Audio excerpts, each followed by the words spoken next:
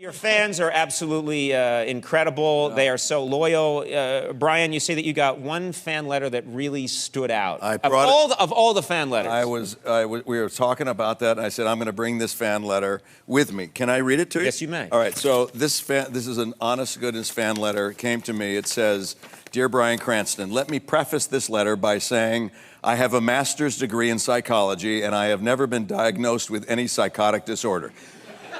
You know when a letter starts out with, I have never been diagnosed with any psychotic... Diagnosed. Yeah, no one's caught me yet.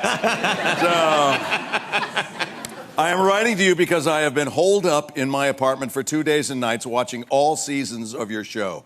I am in love with it all. After I was done with all the episodes, I watched some interviews. And what this has all amounted to is that right now, I am fantasizing about having sex with Aaron Paul.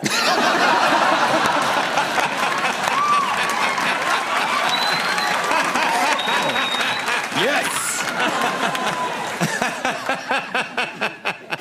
and for you to be there watching.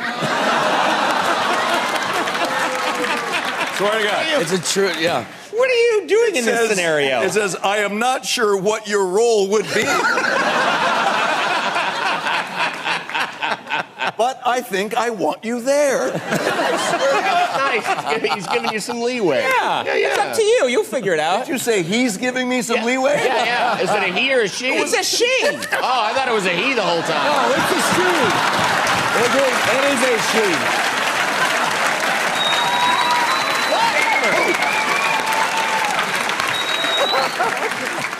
she. You picture the letter however you want. I'll picture it how I want. The last thing she says is, come on, it would be a good time. Come on. Let me have sex with Aaron and you watch. Come on. Trust me.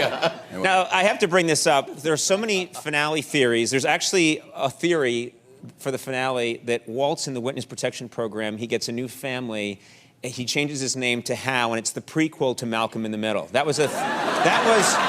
Which I thought was ingenious. That's ingenious. That's ingenious. And then that whole series runs. And that series runs, but it already ran, so how do we... Don't you understand, man? Yeah. Man. Time doesn't mean anything, man. Speaking of the last episode, none of us, we don't want to know anything, but what I heard about 2 hours ago was that the two of you read the last episode together. Yes. Before you shot it, you sat together and you read it. Is that right? Yes. There's a really wonderful documentary, that 2-hour documentary, that's going to be in the final compilation of DVDs, and it's really in depth. And we thought it would be a fun idea for Aaron and I to read it cold, out loud, in this documentary. So we read this without knowing what was going to happen, and then they intercut that earlier with Vince Gilligan writing the last episode. That's a great idea. So it was a fun thing. And must have been very powerful when you got towards the end. It was a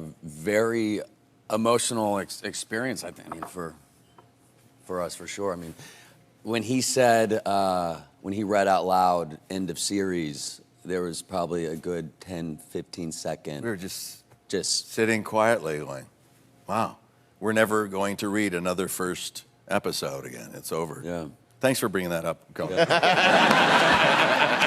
can't think of a better time to go to commercial on that huge laugh. We'll be right back.